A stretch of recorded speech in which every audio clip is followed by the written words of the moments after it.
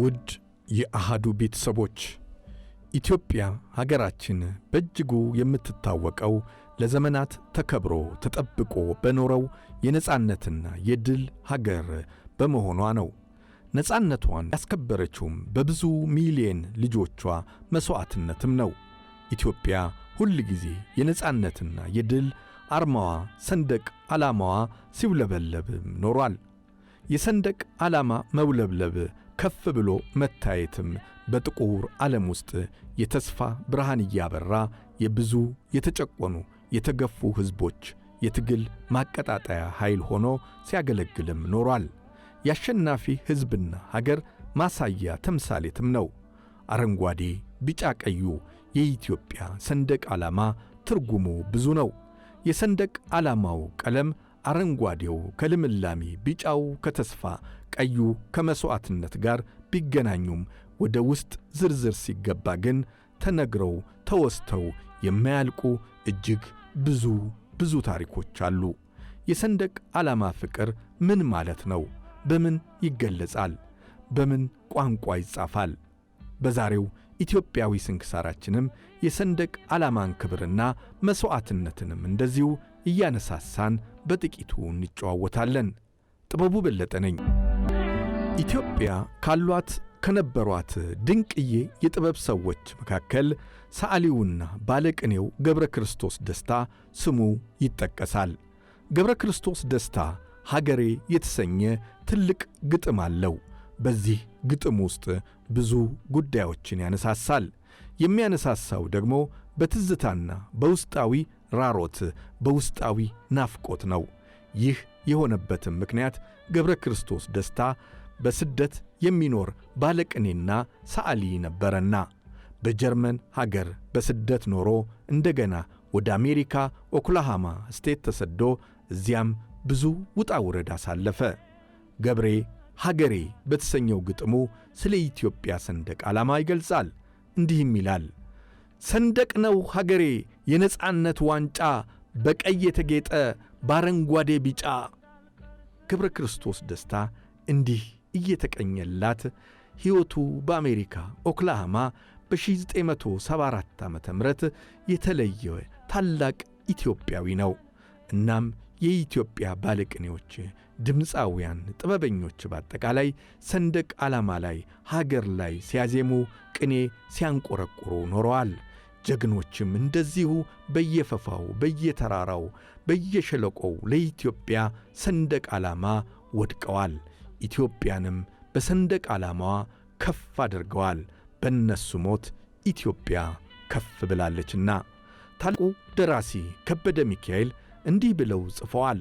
ሰንደቅ ዓላማ የነጻነት ምልክት፣ የአንድ ሕዝብ ማተብ፣ የኅብረት ማሰሪያ ጥብቅ ሐረግ ነው ብለዋል። ቀጥለውም ተመልከት ዓላማህን፣ ተከተል አለቃህን በማለትም ከበደ ሚካኤል ጽፈዋል። ሌላው የሰንደቅ ዓላማ ታሪክ ሲነሳ አንድ ሰው እፊታችን ድቅን ይላል። ዘርአይ ድረስ ታላቁ ሊቅ ጸሐፌ ተውኔቱ ሎሬቱ ጸጋዬ ገብረ መድኅን ዘርአይ ድረስ የተሰኘ ድንቅ ቲያትር አለው። ሰንደቅ ዓላማንና ዘርአይ ድረስን አስተሳስሮ የጻፈበት። ስለ ዘርአይ ድረስ ብዙዎች ጽፈዋል። ታሪክ ዘካሪው ኃይለ ማርያም ኤፍሬምም ድብ አንበሳ የኢትዮጵያ ታሪክ ቅርስ፣ ባህልና የተፈጥሮ መስዕብ በተሰኘው መጽሐፉ ዘርአይ ድረስን እንዲህ ይዘክረዋል። አዲስ አበባ ከተማ ውስጥ በምድር ባቡር መነሻና መድረሻ የሆነው ጣቢያ ወይም ለጋሃር ከተሠራ በኋላ በሕንፃው ፊት ለፊት ካለው ሜዳ ላይ የተሠራውን የአንበሳ ሐውልት ወይም የይሁዳ አንበሳ ፋሽስት ኢጣሊያኖች ኢትዮጵያን ከተቆጣጠሩ በኋላ የቆመውን የአንበሳውን ሐውልት አስነቅለው ወደ አገራቸው በመውሰድ ፒያሳ አዝዴራ በሚባል ቦታ ተክለው ለሕዝብ እይታ አቅርበውት ነበረ። ሚያዝያ 27 ቀን 1929 ዓ.ም የኢጣሊያ ጦር አዲስ አበባ የገባበትን አንደኛ ዓመት ለማክበር በሮም አደባባይ ውስጥ ታላቅ በዓል ተደርጎ ነበረ። በዚህም በዓል ላይ የኢጣሊያኑ ንጉሥና ሞሶሎኒን ጨምሮ ይህን በዓል ለማክበር ከአስመራ፣ ከሶማሌ፣ ከትሪፖሊ ብዙ አፍሪካውያንም እንዲገኙ ተደርጓል።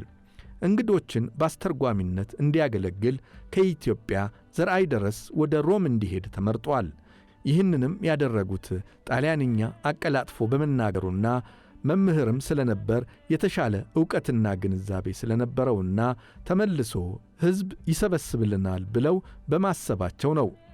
ልጁ ግን ጥልቅ የሆነ የሀገር ፍቅር የሰረጸበትና የጠላትን ወረራ በጣም የሚያወግዝ ኩሩ ኢትዮጵያዊ መሆኑን ዘንግተውታል። ዘርአይ ደረስ በክብረ በዓሉ ለመገኘት ወደ አደባባዩ ሲጓዝ ያየው ነገር ልቡን አቆሰለው። ሁኔታው እንዲህ ነው። በሐውልቱ ላይ ባለው መስቀል ላይ የኢጣሊያ ባንዲራ ተሰቅሎ የኢትዮጵያ ሰንደቅ ዓላማ ደግሞ መሬት ላይ ተነጥፎ መረጋገጫ ሆኖ በሐውልቱ ዙሪያ የተሰበሰበው ሕዝብ ከቦ ሲስቁና ሲሳለቁበት ተመለከተ። የኢትዮጵያ የሰንደቅ ዓላማ ክብር ሲዋረድ በማየቱ በጣም በመናደድ በስፍራው የነበሩት የዓይን ምስክሮች እንደጻፉት ዘርአይ ዓይኑ ደፈረሰ። ካለበት ቦታ ተንበርክኮ ጸለየ። ከጸለየም በኋላ የያዘውን ጎራዴ መዞ ወደ ሰንደቅ ዓላማው ገሰገሰ። የዘርአይን ሁኔታ ያዩ 2 ፖሊሶች ሊያቆሙት ያዙት። በጎራዴው መታቸው። አከታትሎ 5 የፋሽስት መኮንኖችን ገደለ። ከዚያ በኋላ በ6 ጥይት ተመትቶ ወደቀ። ከዚያም ወደ ሆስፒታል ተወስዶ ማገገም ቻለ። ከዳንም በኋላ በአንዲት ደሴት እስረኛ ሆኖ ጥቂት ዓመታት እንደቆየ በ29 ዓመቱ ሐምሌ 30 ቀን 1937 ዓ.ም በባርሴሎና ወይኒ ቤት አረፈ። ከሞተ ከ4 ዓመታት በኋላም አጽሙ ወደ እናት ምድሩ ኢትዮጵያ ተመለሰ። የዘርአይን ጀግንነት የሰማ አንድ ኢጣሊያዊ ደራሲ እንዲህ በማለት ጀግንነቱን አውስቷል። ከአድዋ ድል በኋላ በሮም አደባባይ የታየው የሚደነቅ የዘርአይ ድረስ 1,000 የሆነ ጦርነት ነው በማለትም ጽፏል። ዘርአይ ወደ ሮም ሲሄድ ለኢጣሊያ ባለሥልጣናት የሚሆን የተለያዩ ስጦታም ይዞ ሄዶ ነበረ። ከስጦታዎቹ መካከል ራስ አሉላ አባ ነጋ ዶጋሌ ላይ ጠላትን ድል ያደረጉበትን ጎራዴ ቅርስና የክብር ዕቃ ሆኖ መቀሌ ቤተ መንግሥት ከተቀመጠበት አንዱ ባንዳ ለኢጣሊያ አገረ ገዢ ሰጥቶት የነበረው ጎራዴ ይገኛል። አገረ ገዢው ስጦታውን ረስቶት ወደ አገሩ ሄዶ ነበርና በዚህ ጊዜ ዘርአይ ጎራዴውን ተረክቦ እንዲወስድለት አደረገ። ዘርአይም የፋሽስት ወታደሮችን የመታበት ጎራዴ የራስ አሉላ እንደሆነ ይነገራል። ኢትዮጵያ ሰፊ ልብ ያላቸው የአንድነትን መንፈስና ጀግንነትን የተላበሱ እንደ ዘርአይ ደረስ አይነት ልጆች ያሏት የነበሯትም አገር ነች። ኢትዮጵያ ሰንደቅ ዓላማዋ ክብሯ ተጠብቆ የቆየው በእንዲህ አይነት ታላላቅ ኢትዮጵያውያን ነው። ኢትዮጵያም እንዲህ አይነት ልጆች ይሰጣት ዘንድ ፈጣሪ ኢትዮጵያንና ሕዝቧን አብዝቶ ይባርክልን።